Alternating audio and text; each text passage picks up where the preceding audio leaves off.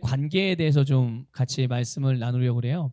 사실 우리가 신앙생활이라는 것은 이 관계를 떠나서는 생각할 수 없는 부분이에요. 그래서 하나님과 우리와의 관계, 또 나와 또 다른 사람과의 관계, 이것이 우리가 신앙생활, 이 땅에서 살아가는 그리스도인들이 살아가는 신앙생활이거든요. 그래서 우리가 그리스도인으로서 성경적인 관계들을 우리가 어떻게 알고 있어야 하고, 또 어떻게 이해해야 하며, 또 그것을 우리가 우리의 삶에서 어떻게 적용하고 살지를 우리가 좀 같이 구체적으로 나누겠고요. 이제 오늘 나누기도 하고, 오늘 말씀에 이어서 이번 돌아오는 수요일에도 계속 이어서 말씀을 드릴 거예요. 그러니까 여러분들 잘 같이 좀 여러분들이 좋은 아름다운 그런 적용점들을 잘 가져가시기를 부탁을 드리겠습니다. 자, 우리 요한복음 17장 16절에 보면 예수님께서 말씀하신 내용이 있어요. 같이 볼게요. 요한복음 17장 16절입니다. 시작. 내가 세상에 속하지 아니함 같이 그들도 세상에 속하지 아니하였사옵나이다. 아멘. 예수님께서 육신의 몸을 입고 이 땅에 계시지만 당신께서 스스로 말씀하시기를 뭐라고 말씀하셨냐면, 나는 이 땅에 속한 자가 아니다. 그리고 나는 하늘에 속한 자다. 이렇게 말씀하셨습니다. 여러분 믿으십니까? 네, 예수님이 육신의 몸을 입고 이 땅에 오셨고 이 땅에 사셨지만 그분은 이 땅에 소속된 분이 아니라 하늘에 속하신 분이세요. 자, 그런데 그처럼 예수 그리스도를 믿는 그리스도인들도 이 땅에 살아가지만 이 땅에 속한 자가 아니라고 말씀하셨어요. 믿습니까? 그러니까 이 땅에 살아가고 있지만 그리스도인들은 이 땅에 속한 자가 아니고, 그래서 그리스도인은 영적인 영역에서 하나님께서 주신 권세를 가지고 이 땅에 우리가 살고 있는 이 세상을 변화시키는 자들인 것을 깨달으시길 바랍니다. 그러니까 우리는 이 세상에 속한 자가 아니라 어디에 속한 자예요? 네, 하나님 나라에 속한 자고 하나님 나라의 백성이고, 이 세상에서 하나님의 나라를 살아가는 자들인 거죠. 자, 그러니까 우리가 이 세상을 살아가지만 하나님의 나라에 속한 자로서 하나님의 나라를 살아가니, 당연히 우리가 이 세상을 살아가는 방식은 세상의 방식이겠습니까? 하나님의 나라의 방식이겠습니까? 당연히 하나님 나라의 방식으로 우리가 살아가는 것이 마땅한 줄 믿습니다. 이걸 꼭 기억하셔야 해요. 내가 세상에 살지만 세상에 속하지 않았기 때문에, 하늘에 속했기 때문에 내가 이 세상을 살아갈 때도 역시 내가 속한 하나님 나라, 내가 속한 어디요? 네, 내가 속한 하나님 나라의 방식으로 살아가는 것이 나의 삶의 방식이다. 이것을 꼭 기억하시길 바랍니다. 그래서 하나님 나라의 방식을 여러 가지로 말씀을 드릴 수 있지만 가장 중요한 것은 바로 사랑의 방식입니다. 하나님 나라는 무슨 방식으로 산다고요? 세상은 돈의 원리로, 돈의 힘으로, 또는 권력의 힘으로 그런 걸로 돌아간다고 말할 수 있겠지만, 하나님 나라는 사랑으로 움직입니다. 그래서 모든 것이 사랑으로 움직이고 결국은 그 사랑이 모든 것을 정복합니다. 그리고 그 사랑이 모든 것을 이긴다는 것을 믿으시기를 축복합니다. 그런데 이 사랑이 다른 사람과의 관계 안에서 생명의 열매를 풍성하게 맺게 돼요. 그러니까 사랑은 나 혼자 사랑이 되는 게 아니라 반드시 관계 안에서 이 사랑이 펼쳐지게 됩니다. 그리고 이 사랑의 관계 안에서 흘러가게 되면 거기에는 그 사랑이 지나간 자리에 뭐가 맺힌다고요? 네, 열매가 맺혀요. 생명의 열매입니다. 반드시 그 사랑이 지나간 자리에는 살아나는 역사가 일어납니다.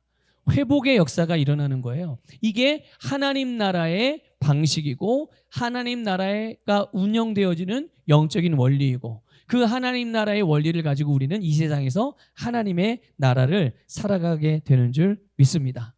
그래서 우리가 만나고 우리가 이제 대하는 그런 모든 관계들 가운데 이 하나님의 사랑을 풀어내고 그 사랑으로 우리가 사람들을 대하게 될 때 그 안에서 바로 예수 그리스도의 구원, 하나님의 영광, 바로 그분의 사랑을 우리의 세상이 보게 되는 것이죠.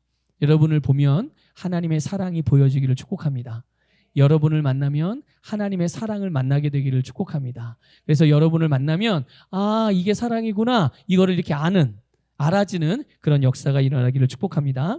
여러분, 오늘 우리가 읽은 본문에서도 그 우리의 영적인 위치, 그리고 우리에게 주어진 그리스도인으로서의 우리에게 주어진 그 삶이 어떤 것인지를 알 수가 있죠. 여러분 10절에 보면 새 사람을 입었으니라고 말씀하고 있습니다. 무엇을 입었다고요?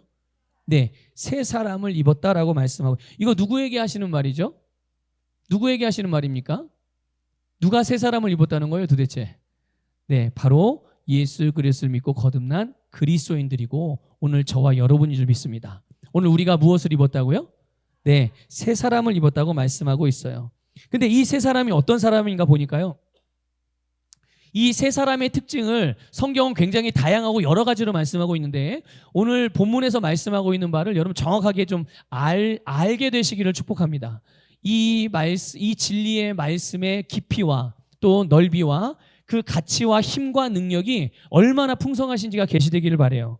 보니까 우리가 새 사람을 입었는데, 우리가 입은 이 새 사람은 바로 우리를 창조하신 하나님의 형상을 따라 지식에까지 자라는 새 사람입니다. 우리를 누가 창조하셨습니까? 하나님께서 창조하셨어요. 하나님의 형상대로 우리를 창조하셨는데, 그 형상을 따라서, 그런데 그 형상이 우리에게 어떻게 나타났죠? 바로 예수 그리스도를 통해서 나타났습니다. 그래서 예수님을 본 사람은 아버지를 본 자라고 예수님도 말씀했잖아요. 그렇죠? 그러니까 하나님의 형상이, 우리는 내가 하나님의 형상으로 지음받았구나, 모든 사람이 하나님의 형상으로 지음받았구나, 그냥 추상적으로 아는 게 아니라, 그럼 도대체 하나님의 형상이 뭐지? 어떻게 하나님의 형상을 알 수 있지? 바로 예수님을 보면 알 수 있는 거예요. 예수님이 이 땅에 나타난 하나님의 형상이니까 바로 우리가 그런 형상으로 지음받았음을 믿으시길 바랍니다. 자, 그런데 그 하나님의 형상이 바로 하나님의 형상을 따라 지음받았는데, 바로 예수 그리스도의 지식에까지 자라는, 이거를 사도 바울은 또 다른 말로 표현했죠. 그리스도의 장성한 분량에 이르기. 그렇게 그만큼 성장하는 사람이 바로 오늘 우리가 입은 새 사람인 줄 믿습니다. 그러니까 저와 여러분이, 또 누구든지 예수 그리스도를 믿고 거듭난 새로운 피조물로서의 그 사람은 어디까지 전진할 수 있냐면 예수 그리스도의 장성한 분량에 이르기까지, 거기까지 이를 수 있는 사람, 그런 존재가 오늘 저와 여러분이고 이 땅의 모든 거듭난 그리스도인 줄 믿습니다. 그래서 그리스도인 우리는 당연히 이제 새 사람이니까 옛사람, 그리고 옛사람에게 속했던 행위들을 벗어버리는 거죠. 오늘 본문에도 그것들이 하나하나 나오죠. 네, 8절에 보면 이 모든 것을 벗어버리라 그러면서 분함, 노여움, 악의, 비방, 부끄러운 말, 이런 여러 가지 내용들이 나와요. 이걸 또 다른 번역본에 보면 어떻게 표현했냐면 분노, 그리고 저주하는 말, 관계를 깨뜨리는 악한 기질, 그리고 욕설, 신성모독, 추잡하고 더러운 말들, 그리고 거짓말, 이런 것들은 다 어디에 속한 거라고요? 옛사람에게 속한 거예요. 근데 우리는 옛사람이에요, 새사람이에요? 네, 새사람이니까 이것들을 어떻게 하라고요? 예, 다 벗어버려라. 그리고 나서 우리는 새 사람을 입었으니까 새로운 사람으로서 새 사람의 행동을 하며 살아가죠. 그 새 사람의 행동이 바로 12절에 나옵니다. 긍휼, 자비, 그리고 겸손, 온유, 오래 참음, 용납, 용서, 사랑. 이것이 바로 오늘 저와 여러분이 입은 새 사람으로서의 삶의, 새 사람들이 살아가는 삶의 방식이고 모양인 거죠.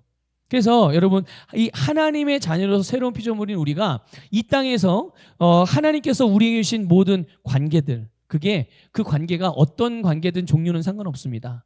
하여튼 나와 다른 무언가와의 그런 관계를 하나님의 나라의 방식인 이 사랑으로 우리가 행하게 될 때, 그 하나님의 사랑의 능력이 우리의 모든 관계 안에서 어둠을 쫓아내고, 또 어둠에 속하 있던 것들까지도 다 몰아내고, 그 안에서 어둠이 아닌 생명의 역사, 빛의 역사를 만들어낸다는 것을 믿으시길 바랍니다. 그러니까 빛의 역사도 좋고 생명도 좋고 축복의 풍성한 열매도 좋은데, 그런 아름다운 것들, 우리가 기대하고 바라고 소망하는 그것들이 우리의 삶에서 실제로 나타나는 데 있어서 중요한 게 뭐냐면 바로 하나님의 사랑이 우리가 행하는 삶의 모양이 되어야 된다는 거죠.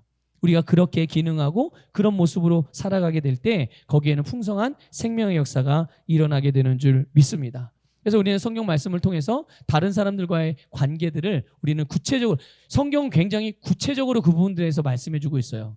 이제 그거를 이게 막 흩어져 있으니까 이게 뭐 그냥 어디는 뭐 이런 부분에서 나오고 어디에서 이런 부분에서 나오고, 근데 이거를 다 하나하나 이게 뭐 100%는 아니지만 그냥 크게 큰 주제로 이렇게 나눠가지고 영역별로 나눠서 보게 되면 우리가 그 부분에 대해서 잘 가져갈 수가 있는 것입니다. 그 중에 하나가 뭐냐? 먼저는 영적인 지도자와의 관계예요. 누구와의 관계요? 네, 영적인 지도자와의 관계에 대해서 성경이 무엇을 말씀하고 있는지 디모데전서 5장 17절 이하를 보면요, 19절까지인데요. 같이 읽어보겠습니다. 읽어볼게요. 시작. 잘 다스리는 장로들은 배나 존경할 자로 알되 말씀과 가르침에 수고하는 이들에게는 더욱 그리할 것이니라. 성경이 일러스되 곡식을 밟아 떠는 소의 입에 망을 씌우지 말라 하였고 또 일꾼이 그 삭슬 받는 것이 마땅하다 하였느니라. 장로에 대한 고발은 두세 증인이 없으면 받지 말 것이요. 아멘. 자, 여기 보면은 영적인 지도자를 대할 때 두 가지를 말씀해 주고 있어요. 하나는 배나 존경할 자로 알아야 하는 것, 그러니까 존중하라는 거죠. 또 하나는 뭡니까? 그 일꾼이 그 삭슬을 받는 것이 마땅하다. 이 두 가지를 말씀해 주고 있어요. 예, 여기 나오는 장로는 지금으로 하는 목회자들을 말하는 겁니다. 목사들을 말하는 거고요. 그래서 말씀을 가르치고 또 말씀을 전하는 일들, 이런 사역을 하는 사역자를 대할 때 나를 영적으로 지도해 주시는 그런 목회자들을 대할 때 더욱 존경하는 태도를 가져야 된다고 말씀하고 있어요. 자, 그리고 또 하나는 그 일하는 소의 입에 망을 씌우지 말 것을 말씀하시면서 주님의 일을 하는 일꾼들에게 마땅히 그 삭시 주어져야 된다라고 말합니다. 이것이 성경이 말하고 있는 바예요. 아무리 그러니까 재정적인 규모가 작고 어렵더라도 교회는 이 부분을 반드시 유념해야 해요. 그래서 그 어떤 일부 아주 굉장히 종교적, 사실 저는 그걸 종교적이라고 생각을 하는데 종교성이 아주 짙은 그런 성도들 가운데 이런 생각을 해요. 뭐 교회가 어려우니까 목회자들도 어렵게 사는 게 뭐 당연한 거 아닌가? 목회자가 뭐 부자처럼 살면, 목회자가 돈이 많거나 목회자가 뭐 부족한 게 없이 살면 굉장히 무슨 큰 죄를 범죄하는 것처럼 하나님이 기뻐하지 않는 것처럼 그렇게 생각하는 이들이 있거든요. 근데 왜 그렇게 생각하는지 모르겠어요. 근데 이유를 물어보면 본인도 모른대요. 왜 그렇게 생각하는지. 그런데 그렇게 생각해 왔어요.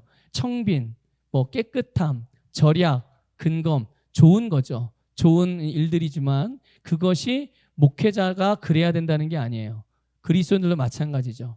주님이 그러라면 그래야죠. 그렇죠? 주님이 그러라면 그래야 되는 거예요. 그런데 주님께서 우리에게 말씀하신 바 뭐 근검, 절약, 당연히 그 주님의 말씀 안에서 우리에게 그 말씀하시는 방향과도 일치하죠. 근검, 절약하는 낭비하면 됩니까? 당연히 낭비하면 안 되죠. 그런데 가난하게 사는 것이 주님의 뜻이 아니라는 걸 분명히 아셔야 됩니다. 믿습니까? 예, 가난하게 사는 건 주님의 뜻이 아니에요. 근데 대부분 종교성이 짙은 그리스도인들은 가난해야 된다고 생각하고, 목회자는 더 가난해야 된다고 생각하고, 선교사는 더 가난해야 된다고 생각을 해요. 예. 그래서 실제로 선교지에 나가면 선교사님들이 또 어떤 경우는 우리가 생각하는 것보다 훨씬 큰 집에 살고 다 외제차를 타고 다니는 경우들이 많거든요. 근데 선교지에서 외제차 타는 거 당연한 거 아니에요? 선교지에서 우리나라 차 타는 게 이상한 거예요. 우리나라 차가 더 비쌉니다. 미국 가서 미국 차를 타야지 미국 가서 현대차 타면 되겠어요? 미국 브랜드 차가 더 싼데. 근데 미국에서 외제차 타고 다녔다고 욕하면 되겠습니까? 예. 여러 가지, 뭐 지난번에 그 주준성 선교사님이 오셔서도 우리 그 미얀마 선교팀 그 세미나 할 때 잠깐 언급을 해주시긴 했는데, 예. 문화적인 차이, 그 나라의 어떤 수준과 그 나라에서 하는 선교사님들의 사역들, 이런 거를 그냥 한국에서는 못 보다가 가서 보고서는 자기가 생각하는 것과 다른 경우들이 있거든요. 근데 그걸 가지고 우와, 선교사님이 나보다 더 큰 집에 사네, 나 맨날 매달마다 선교 후원금 보냈는데 이제 보낼 필요 없겠네, 이렇게 생각을 하는 거예요. 예. 잘 몰라서 하는 얘기긴 하겠지만, 이제 이런 게 굉장히 종교적이고 율법적인 사고방식에서 나오는 그 종교성에서 나오는 거예요. 말씀에서 나오는 게 아닙니다.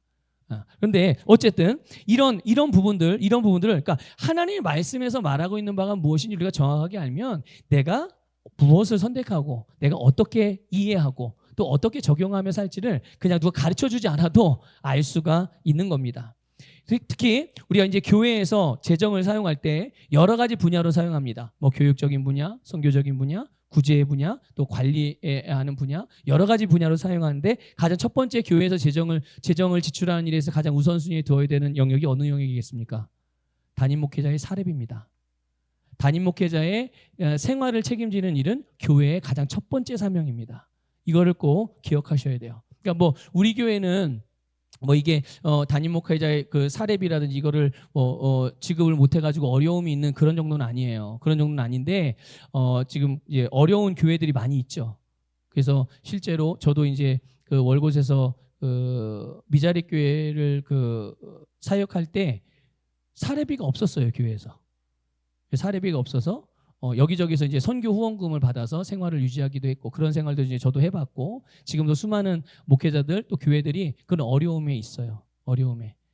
그래서 우리 교회도 그래서 그런 어려움이 있고 또 필요가 있는 그런 분들을 같이 돕고 작게나마 그렇게 섬기고 있는데 어쨌든 이 교회는 바로 이 부분을 반드시 기억하고 있어야 되고 이것을 최우선으로 삼아야 되는 거예요. 그래서 말씀을 공급받고 영적인 지도를 받는 사람들은 이 말씀을 전하는 사람들을 귀하게 여겨서 존중하고 그들이 생계를 유지할 수 있도록 하는 게 영적인 지도자들을 향한 바로 우리의 태도, 그리스도인들의 태도, 교회의 태도에 대하여 말씀하고 있는 성경의 방향성이라는 것을 여러분 기억하시길 바랍니다. 그래서 근데 사역자들이 이거를 교회에서 잘 가르치기가 어려워해요. 부담스러워합니다. 근데 저는 좀 뻔뻔해서 합니다. 저 좀 뻔뻔해서요. 뻔뻔하기보다는 어쨌든 말씀에서 나와 있는 내용이기 때문에 말씀에 없는 내용이라면 그건 해도 되고 안 해도 되는 거예요. 내가 선택하면 되죠. 하고 싶으면 하고 말고 싶으면 안 하고. 하지만 우리가 어떤 그 말씀을 나누는 일에 있어서 우리 교회에 유익해야 하고 필요한 부분이 있다면 우리 성도님들의 삶이 주님을 닮아가고 주님 안에 성장해야 되는 부분들이 있다면 거기에 필요한 것들은 당연히 가르치고 전해야 되는 것이 목회자의 사명이기도 한 거죠. 저도 사실 마음은 그렇게 썩 이렇게 막 즐겁진 않아요. 이런 말씀들 나누면 꼭 느낌에 목회자한테 잘해라 이런 소리 같아가지고 여기에 대한 부정적인 선입견이 너무 많이 짙게 깔려있기 때문에 그런 말하기 뭐 쉬운 건 아니지만 그래도 말씀에 나와 있는 부분이고 우리가 이 주제 관계라는 주제에 대해서 말씀을 나누고 있기 때문에 이런 부분들을 말씀을 드리니까 이해하시고 바른 것들을 여러분을 취할 수 있기를 주님의 이름으로 축복합니다. 자, 하나님께서요 그 성도들에게 이 주시는 그 재정적인 축복이 있어요. 있을까요? 없을까요? 제가 지금 있다고 그랬잖아요. 예, 성도들에게 하나님의 재정적인 축복이 반드시 있습니다. 그런데 그 재정적인 축복이 우리에게 막힘없이 흘러오고 그것을 실제로 막힘없이 누릴 수 있도록 돕는 길이 뭐냐면 바로 이 재정들을 바르게 사용하는 원리를 가르치는 거예요. 이거를 잘 배우면 그것이 우리에게 절대로 유익이 된다. 이걸 여러분 믿으시길 바랍니다. 또 갈라디아서 6장을 보면요. 6장에도 이 부분에 대해서 말씀이 나오는데요. 갈라디아 6장 6절부터 8절입니다. 같이 읽어볼게요. 시작.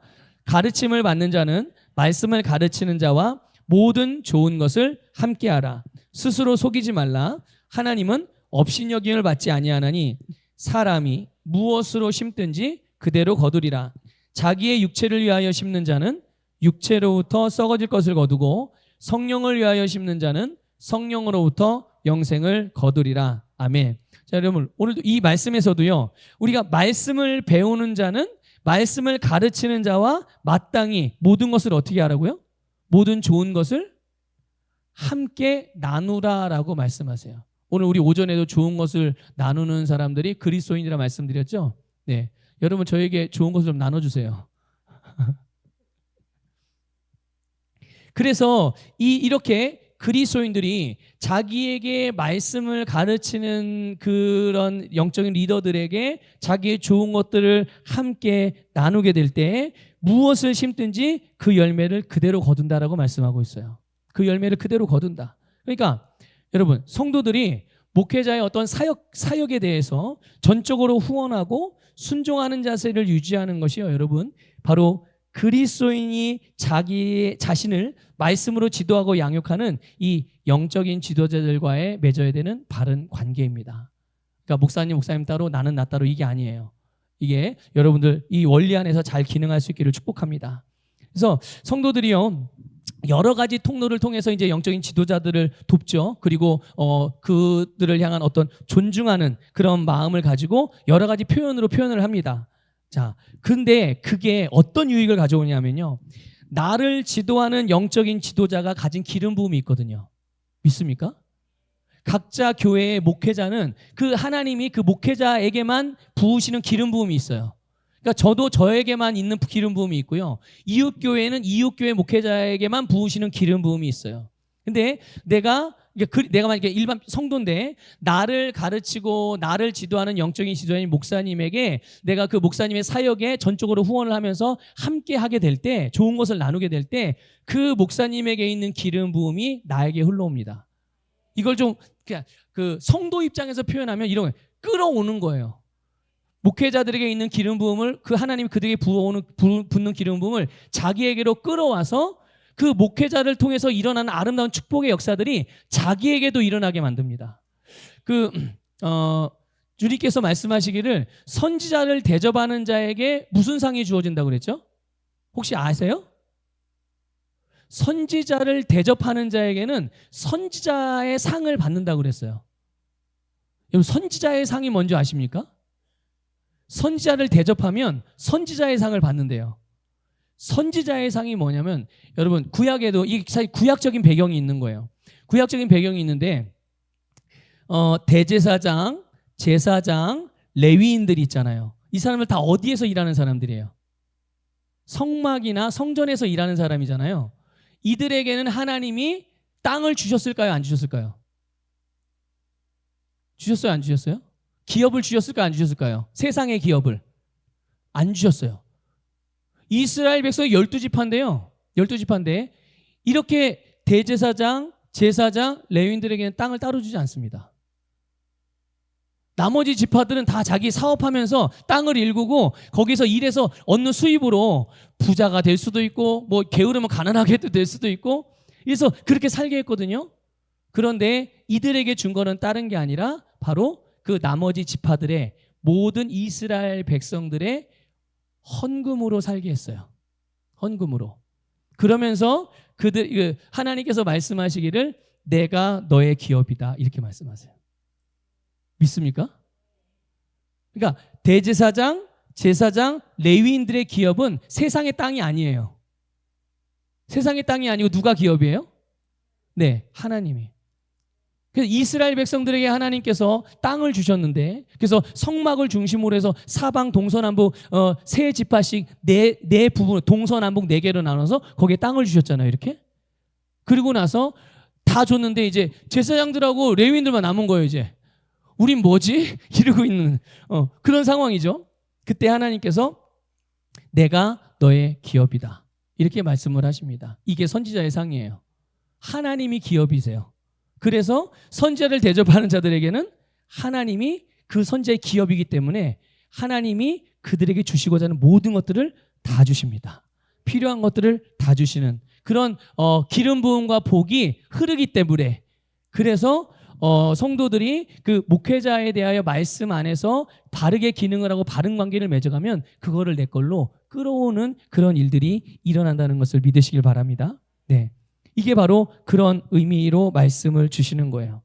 그래서 우리가 그 하나님과 또 나와의 관계뿐만 아니라 내가 나와 다른 사람과의 관계 안에서 말씀을 통해서 항상 존중하는 태도를 나타내게 될 때, 결국 그 안에서 생명의 역사가 일어나죠. 자, 근데 다시 한번 강조해서 말씀을 드리지만 주목해야 되는 게 뭐냐면, 목회자를 잘 섬겨라 이런 말이 아니란 말이에요. 헌금해라 이런 말이 아니에요. 그게 아니라 하나님의 축복이 흘러가는 원리를 잘 배우셔야 합니다. 그 원리 안에서 여러분들이 신앙생활을 하면 여러분은 뭐라 그럴까요? 흐트러짐이 없어요. 어긋남이 없다는 말씀이에요. 그래서 그리스도인으로서 우리가 하나님을 경외하고 영적인 지도자들을 존중하는 거는 뭐를 이렇게 해라 마라 이런 말이 아니에요. 한다 안 한다 그게 중요한 게 아니라 바로 중심의 문제죠. 하나님이 뭘 보십니까? 내가 헌금 얼마 한 걸 보시나요? 아니요. 그거 보지 않으세요. 내 중심을 보십니다. 내가 기도했을 때 내가 기도 몇 시간 했냐 그걸 보실까요? 아니요. 기도 몇 시간 한 걸 보는 게 아니라 그 기도하는 나의 중심을 보시는 것이 하나님의 시각이고 하나님이 보시는 그런 바로 핵심이라는 것을 믿으시기를 축복합니다. 그래서 보세요. 말씀의 방향을 따라서 존중하는 삶을 살아가요. 그리스도인들이. 말씀의 방향을 따라서 이제 존중하는 삶을 살아가는 사람이 자 보세요. 목회자를 사랑하겠어요? 사랑하지 않겠어요? 대답을 확실하게 하세요. 늘 언제나 말씀 안에서 존중하는 삶을 사는 사람이 목회자를 사랑하겠어요? 안 사랑하겠어요? 당연하죠. 그래서 그 내가 사랑하는 이가 뭐가 필요하고 뭐가 필요하지 않고를 빨리빨리 파악을 해서 그렇게 그런 일들에 내가 관심을 가지고 함께 협력하고 함께 돕고 함께하는 삶을 사는 것은 너무나도 마땅한 일이에요. 맞죠? 여러분 자녀들을 살피세요? 안 살피세요? 부모들은? 살피죠. 내 자녀가 지금 어떤 상태인가? 뭐가 필요한가? 잘 살펴요. 근데 필요한 게 지금 내 자녀에게 없어요. 그럼 어떻게 해요? 부모가 사줘요. 예, 만들어도 주죠. 네, 필요를 제공을 한단 말이죠. 왜 그렇게 하죠? 근데 저 모르는 어떤 학생이 저기 지나가요. 저 친구 보니까 막 여기가 이렇게 막 찢어졌어 바지가. 보면은 어떻게 해요, 여러분? 어떻게 하죠? 예? 찢어졌네. 그리고 이제 가잖아요. 그렇죠? 찢어졌네. 그리고 가잖아요. 왜 내 자녀는 요구하지도 않았는데 해달라고 부탁도 안 했는데 부모가 알아서 막 다 해주고 아니 저기 누가 봐도 이 찢어진 바지 때문에 아주 민망하고 애가 불쌍하게 보여. 그런데 왜 그 친구에게는 왜 가서 이 찢어진 바지를 꼬매주지도 않고 사주지도 않고 왜 그러냐고요. 무슨 차이죠? 예, 사랑하니까요. 그렇죠? 내 자녀는 사랑해요. 하지만 나와는 상관없는 친구잖아요. 그 친구는 내가 모르는 사람이고 나와 관계가 없는 친구고 그 친구에게 또 그 친구 나름대로 부모가 또 있을 것이고 그런 거예요. 그러니까 사랑하는 사람의 뭔가 필요가 있을 때 채우는 것이 주님의 방향성이에요. 이거는 목회자뿐만이 아니에요. 누구에게나 여러분의 사랑의 영향력이 미쳐지는 모든 사람들 그 사람들이 어디까지인지는 모르죠. 제가 구체적으로는 여러분들의 사랑이 미쳐지는 모든 사람들에게까지 그 내 사랑의 바운더리 안에 있는 이들에게 뭔가 필요가 보여지면 그걸 채우는 것은 당연히 마땅한 일인 거예요. 역시 목회자의 관계에서도 마찬가지죠. 자, 그런데요, 이게요, 어디까지 나아가는 줄 아십니까? 그래서 그 자기가 존중하는 목회자, 사랑하는 목회자들을 위해서 시간도 드려요, 물질도 드려요, 자기의 재능도 다 드립니다. 그러면서도 기뻐하고 감사합니다. 자기가 주님의 일에 함께 동참할 수 있는 기회와 길을 열어주셔서 감사합니다. 이러고요. 자, 그런데 제가 더 중요하게 여기는 부분이 바로 여기에 나와요. 그게 뭐냐면, 자, 이런 분들, 이렇게 말씀 안에서 바른 관계를 가져가는 사람들이 자기가 존중하고 사랑하는 목사님이 말씀을 선포해요. 말씀을 전합니다. 자, 그러면 그 선포하는 말씀, 그 선포하는 주님의 메시지를 어떻게 받겠어요? 어떻게 받겠습니까? 예? 하여튼 믿음으로 받죠. 예, 믿음으로 받고 감사함으로 받고. 반대로 해볼까요? 반대로 이야기해볼까요? 내가 별로 존중하지 않아요. 목회자는 목회자지만 내가 어쩔 수 없이 교회 다녀. 자, 그러면 내가 그렇게 여기는 목회자가 말씀을 전하고 말씀 메시지를 선포합니다. 그럼 어떻게 받을까요? 그 말씀을 어떻게 받겠어요? 저는 똑같죠. 우리 남자 성도님들에게 여기 있는 목사는 김원아 목사입니다. 자, 우리 여자 성도님들에게 여기 있는 목사는 김원환 목사인가요? 그런가요? 예, 똑같이 김원아 목사예요. 예. 제가 전하는 말씀도 남자에겐 A라고 들리고 여자에게는 B라고 들리나요? 아니죠. 똑같은 말씀을 전하고 똑같은 시간에 함께 같이 신앙생활을 해요. 함께 주님의 몸의 지체로서 함께 자라갑니다. 그런데 어떤 경우에는 어떤 분들은 그 말씀을 들어도 그 말씀에 대하여 감사와 기쁨으로 반응하지 않아요. 무슨 차이일까요?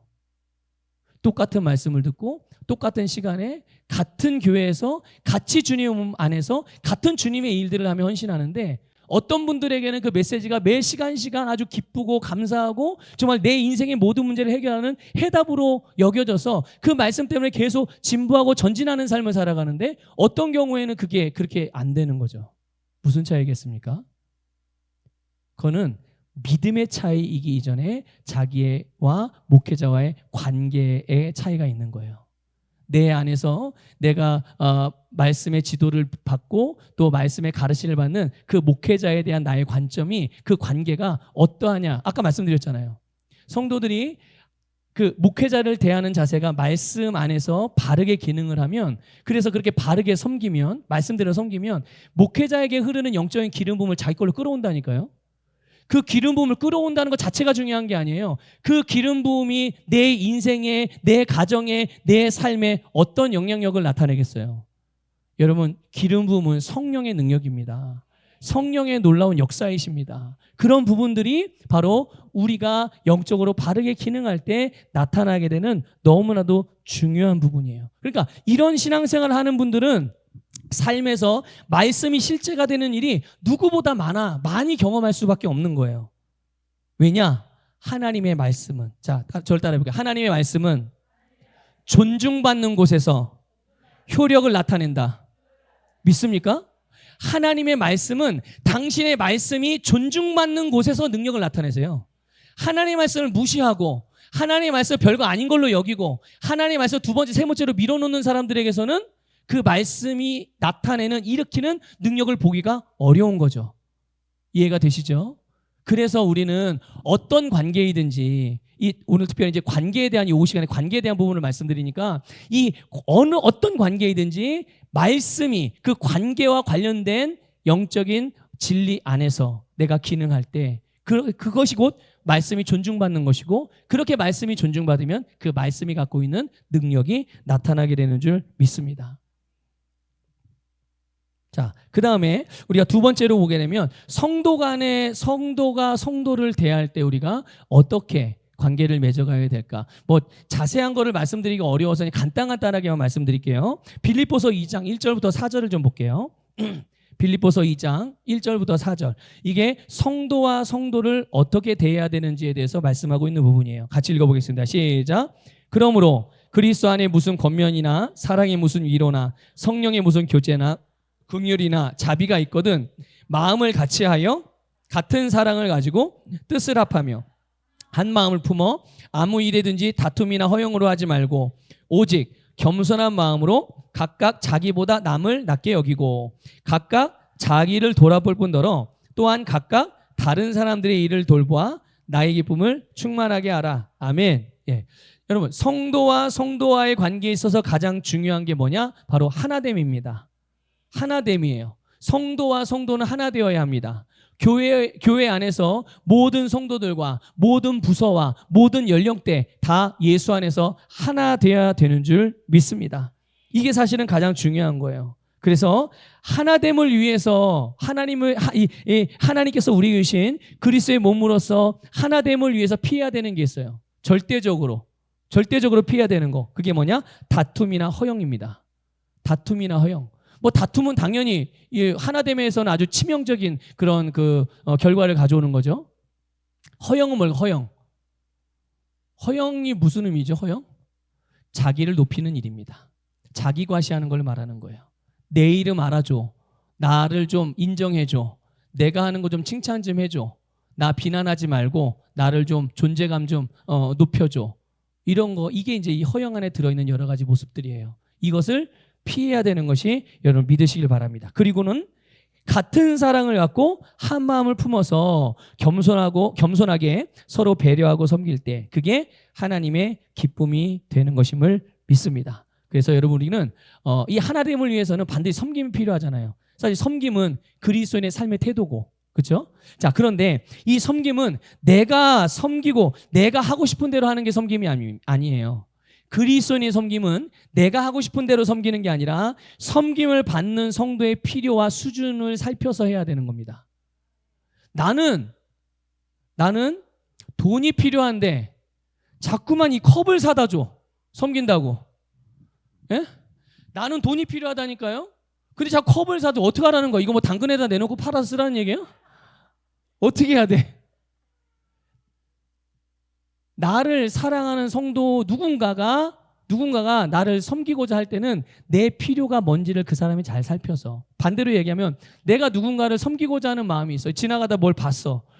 A라는 성도를 봤는데 저 사람에게 내가 좀 섬기고 싶은 성령의 어떤 감동이 있어요. 그럼 무엇으로 섬겨야 될지를 살펴야죠. 그냥 무조건 잘해준다고, 무조건 밥 사준다고 되겠어요? 그 사람이 이제 커피가 마시고 싶은데 갑자기 밥 사준다고 그러면, 칼국 사준다고 그러면 되겠어요? 커피가 마시고 싶으면 뭘 사줘야 돼요? 커피를 사줘야 되는 거예요. 예. 아무리 비싸도 그 사람에게 지금 필요하지 않은 건 주는 거는, 그걸 섬기는 그건 바른 섬김이 아닌 거예요. 그래서 물론 안 섬기는 걸 섬기는 게 낫긴 하지만 그러나 제대로 된 바른 섬김은 그 섬기고자 하는 사람 대상의 수준과 그 사람의 지금 상태와 필요를 잘 살펴서 그 사람이 그 섬김을 잘 받아서 지금보다 발전할 수 있도록, 지금보다 성장할 어떻게 하면 더 잘 성장하고 도움이 될 수 있을까, 이걸 살펴서 그렇게 접근하고 섬기는 것이 우리의 섬김의 방향인 줄 믿습니다. 그래서 하나님은요, 이 주님의 몸으로서의 교회가, 성도들이 한 몸을 이룬 지체들이 분리되고 나누어진 일을 절대로 원하지 않습니다.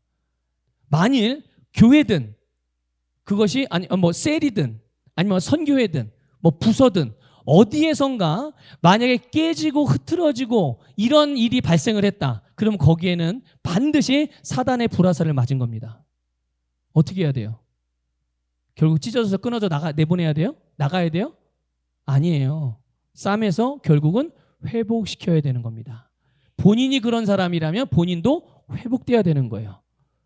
하나님은 이거를 그래서 너무나도 원치 않으시기 때문에, 이게 어느 정도냐면요, 형제와 하나 되지 못하고 사랑으로 용납되지 못한 부분이 있으면 어떻게 하라고 그랬죠? 예? 예배 드리러 오다가도 다시 어떻게 해야 돼요? 돌아가서 집에 있는 아내에게 미안하다고, 남편에게 미안하다고, 자식에게 미안하다고, 부모님에게 죄송하다고 화해하고 돌아와서 예배를 드리라고 그러셨어요. 이게 그냥 단순히 다투지 말아라, 그냥 좀 좋게 살아라, 좋은 게 좋은 거 아니겠냐, 이런 의미가 아니에요. 그 관계 안에는 영적인 의미가 새겨져 있는 겁니다. 그게 결국은 누구와의 관계로 이어지기 때문에 그렇을까요? 하나님과의 관계와 이어지기 때문에. 그러니까 나와 너와의 관계는 하나님과 나와의 관계와도 같이 연결되어져 있어요. 이거를 절대로 떼서 볼 수가 없어요. 여러분, 십자가가 왜 십자가인 줄 아세요? 십자가가 그냥 십자가가 아니에요. 가로만 있어서도 십자가가 아니고 세로만 있어서도 십자가가 아니에요. 십자가는 두 개가 만나는 교차점이 반드시 있습니다. 따로 떼어서 분리해서 생각하고 판단할 게 아니란 말이죠. 연결되어져 있기 때문에 이 부분을 여러분들 꼭 기억하셔서, 그리스도의 몸이 분리되고 그 사이에 그 어둠이 틈탈 만한 틈이 벌어지는 것, 주님이 얼마나 경계하셨는지를 기억하셔서 여러분, 하나됨을 위해서 자신을 낮추고 겸손하게 상대방을 사랑하는 그런 성도들이 되시기를 주님의 이름으로 축복합니다. 자, 또 하나를 보면요, 우리가 믿음의 형제가 범죄했을 때 어떻게 그들을 대해야 될까? 내가 함께 신앙생활하는 믿음의 형제자매들 중에 누군가가 죄를 졌어요. 아주 심각한 죄를 졌단 말이죠. 그랬을 때 그러니까 보세요. 성도가 서로 사랑하는 게 마땅해요? 마땅하지 않아요? 당연히 마땅하죠. 당연히 서로 사랑해야죠. 그리고 용납하는 것 너무나 중요해. 다 받아들여줘야 되는 거예요. 그러나 그렇다고 해서 말씀에 어긋나는 일을 하고 있는데 그거를 다 수용하고 그 사람이 무질서하는 일에 대해서는 여러분 방치해야 돼요, 말아야 돼요? 방치하면 안 되는 겁니다. 그걸 무조건 그래 알았어, 그래 뭐 어쩔 수 없지 뭐 이러고 그냥 놔둬서는 안 되는 거예요. 예. 이 부분을 여러분들 꼭 기억하시길 바랍니다. 적절한 조치를 취해야 되는 겁니다. 그 적절한 조치가 어떤 조치냐? 마태복음 18장 15절 이하 해볼게요. 같이 읽어보겠습니다. 시작. 내 형제가 죄를 범하거든 가서 너와 그 사람과만 상대하여 권고하라.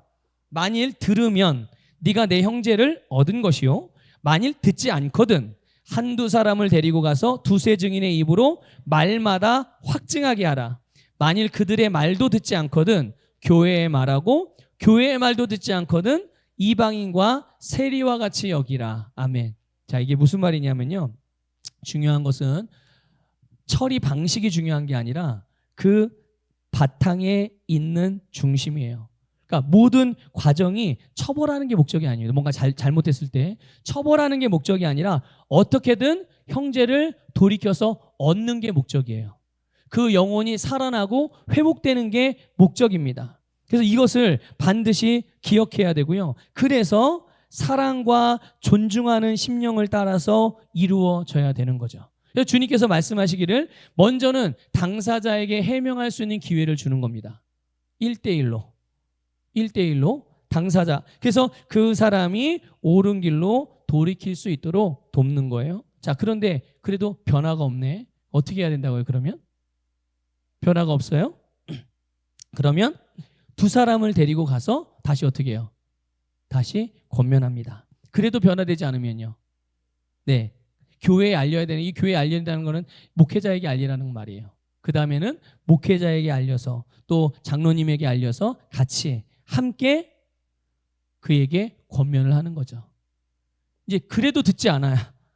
그럼 어떻게 됩니까? 어떻게 하라고 그랬죠? 이방인과 세리같이 여기라. 유대인들은 이방인이나 세리를 어떻게 여겼죠? 어떻게 여겼습니까? 개처럼 여겼어요. 그러면 이방인과 세리같이 말 안 들으면 개처럼 여기란 얘기인가? 아니요. 그런 말이 아니라 여러분 마치 전도 대상자들을 대하듯이 그렇게 대하라는 말입니다. 아직 예수님을 믿지 않는 사람을 대하듯이. 여러분 믿지 않는 사람에게 뭘 기대하세요? 교회에서 헌신하기를 기대하세요? 믿지 않는 사람한테? 교회에서 봉사 열심히 하기를 막 기대하십니까? 갓난아기에게 뭘 기대하세요? 갓난아기에게 기대하는 건 딱 하나입니다. 잠만 잘 자면 돼요. 갓난아이는 그렇죠? 그러니까 잘 먹고 잘 자고 잘 싸고. 아니 도대체 이게 사람이에요? 예? 그런데 갓난아이에게는 그게 최선이에요. 그게 최고입니다. 그런 의미인 거예요. 교회의 말도 권면도 받아들이지 않으면 그때는 그 사람의 직분이 무엇이든지 설령 그 사람이 목회자라 할지라도 어떻게 대하는 거예요? 예, 이방인과 세리같이 개처럼 여기라는 게 아니라 아직 한 번도 복음을 듣지 않았던 전도대상 불신자를 대하듯이 다른 기대하지 말고 그저 복음을 전해주고 그저 사랑을 주는 이런 방향으로 그들과의 관계를 맺어가라. 그래서 그러나 중심에는 어떤 기대를 가집니까? 어서 속히 돌아오기를. 이게 믿음의 형제가 범죄했을 때 우리 그리스도인들이 가져야 되는 또 한 믿음의 공동체 안에서 가져야 되는 그런 마음인 것입니다. 마지막으로 하나만 더 보면 그러면 이제 믿지 않는 자들을 대할 때는 어떻게 되느냐. 뭐 조금 전에 잠깐 언급을 했지만 자 우리 골로새 4장을 좀 볼게요. 골로새서 4장 5절 6절 믿지 않는 사람들 불신자들을 말하는 거죠. 같이 읽어볼게요. 시작. 외인에 대해서는 지혜로 행하여 세월을 아끼라. 너희 말을 항상 은혜 가운데 소금으로 맛을 냄과 같이 하라. 그리하면 각 사람에게 마땅히 대답할 것을 알리라. 여러분 믿지 않는 사람을 대할 때 항상 이 영혼 구원이라는 선한 목적을 항상 기억해서 사랑의 태도로 그들을 아끼고 섬겨야 되는 줄 믿습니다. 이거는 그냥 말 그대로 그냥 주는 사랑이에요. 우린 이런 사랑을 어떤 사랑이라고 그러죠? 아가페 사랑. 그냥 무조건 주는 사랑. 무조건 주는 사랑이에요. 그래서 은혜 가운데 우리가 필요한 말을 하면서 그들의 심령을 계속 두드리는 거죠. 그들의 심령이 열려지기를, 복음에 열려지기를, 사랑에 열려지기를. 그러면서 피해야 될 거는 그들을 정죄하거나 판단하는 비난하는 말은 가급적이면 하지 않는 게 좋습니다. 그리고 상대방을 세우고 격려해서 정말 더 좋은 삶을 제시하는 아주 희망적인 말로써 그들에게 하나님의 선하심, 하나님의 사랑을 느낄 수 있도록 우리가 그런 기회를 주는 것, 이것이 믿지 않는 사람들을 대하는 그리스도인의 방식이어야 해요. 그래서 믿지 않는 사람들을 한테 가가지고 복음 전한답시고 너 이런 것도 죄졌고 너 이런 것도 죄, 너 이 죄 회개하지 않으면 너 예수 안 믿으면 지옥 가고 너 큰 천벌 받는다. 이렇게 말하면 여러분 물론 그게 뭐 틀린 말은 아니죠. 틀린 말은 아니지만 제대로 된 정확한 복음을 받아들이는 데 있어서 장애물 역할을 할 수가 있어요. 부정적인 선입견을 갖게 만들 수 있기 때문에 그렇게 표현하지 않아도 충분히 복음을 전할 수 있습니다. 그렇게 표현하지 않아도. 그러니까 우리가 그런 부분들. 그런데 이제 믿지 않는 자들 가운데 만일 세상 사람들이 우리에게 악한 일을 행할 때 그럼 어떻게 해야 되느냐? 그리스도인 나에게 악하게 대했을 때 내가 어떻게 반응해야 되느냐? 어떻게 해야 되죠? 나는 그냥 잘한다고 했는데 최선을 다해서 했는데 나에게 원수로 갚아요. 악함으로 갚아. 나는 선으로 대했는데 악으로 나에게 대해. 나를 억울하게 만들고 막 누명을 씌우고 오해하는 말, 비방을 하고 막 모함을 하고 심지어 나에게 실제적인 손해까지 끼쳐. 이는 어떻게 대해야 돼요? 쫓아가서 다 뒤집어요? 어떻게 해야 돼요? 예? 저주를 퍼볼까? 예수 이름으로만? 아니에요. 예수 이름으로 저주를 퍼붓는다는 말 말이 안 되는 말이죠. 예수님의 이름으로 저주는 있을 수 없는 말입니다. 예수 이름 안에는 저주가 없어요. 예. 자, 어떻게 해야 됩니까? 여기에 대해서도 예수님께서 말씀해 주셨어요. 우리 마태복음 5장 44절. 마태복음 5장 혹시 있나요? 네, 한번 읽어보겠습니다. 시작. 나는 너희에게 이르노니 너희 원수를 사랑하며 너희를 박해하는 자를 위하여 기도하라. 아멘. 누구를 위해서 기도해? 나를 위해서 핍박받고 어려움 받고 억울함 당하고 누명 쓴 나를 위해서 기도하는 거예요? 누구를 위해서 기도하는 거예요? 나에게 억울함을 주는, 나에게 피해를 주는, 나에게 해코지를 하는 그 사람을 위해서 기도하는 것. 이것까지는 여러분, 근데 이거 아셔야 돼요. 주님께서 이 말씀을 누구에게 하는 겁니까? 제자들에게 하는 거예요. 그리스도인들에게 하는 겁니다. 그런데 그리스도인들은 이 말씀을 들으면 어떻게 생각하죠? 주님은 우리 보고 이렇게 하라 그러는데 그리스도인들은 그 말씀을 들으면서 그거는 목사님 같이 기도 많이 하는 분들이나 그렇게 할 수 있지.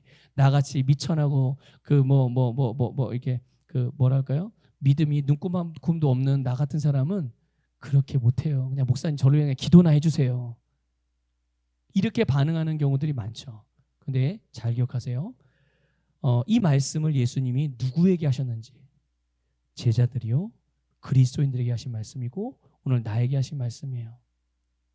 그럼 예수님이 허언증이 있어가지고 내가 할 수 없는 일을 하라고 말씀하시는 거예요? 아니에요. 우리가 할 수 있다는 걸 예수님이 알고 계신 것입니다. 믿습니까? 주님은 우리가 이것을 할 수 있는 것을 알고 있어요. 우리가 어떻게 이걸 할 수 있죠? 그 이유는 딴 게 아닙니다. 바로 우리가 하나님의 본성으로 거듭난 새로운 피조물이기 때문에 그래요. 우리가 거듭났을 때 하나님의 아가페 사랑을 우리에게 성령으로 부어주셨기 때문인 줄 믿으시기를 축복합니다. 그래서 이미 우리 안에 하나님의 사랑이 부어졌기 때문에 우리는 예수님의 이 말씀대로 행할 수 있는 사람들이라는 것을 여러분 믿으시기를 축복합니다.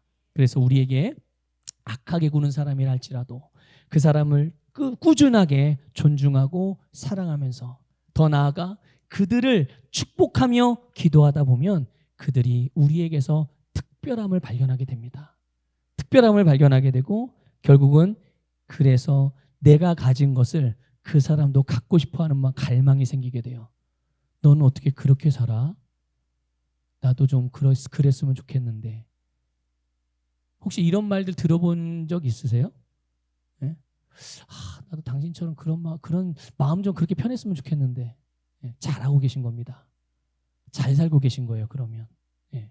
나를 통해서 세상에서 볼 수 없는, 세상 사람들이 자기의 세상에서는 볼 수 없는 것을 나의 세상 안에서 보는 거잖아요. 그렇죠? 이게 하나님의 영광인 줄 믿으시기를 축복합니다. 이런 삶이 바로 세상에 덕을 끼치는 삶인 것이에요. 이제 나머지 관계들에 대해서는 돌아오는 수요일 저녁 예배 때 말씀을 드릴 거예요.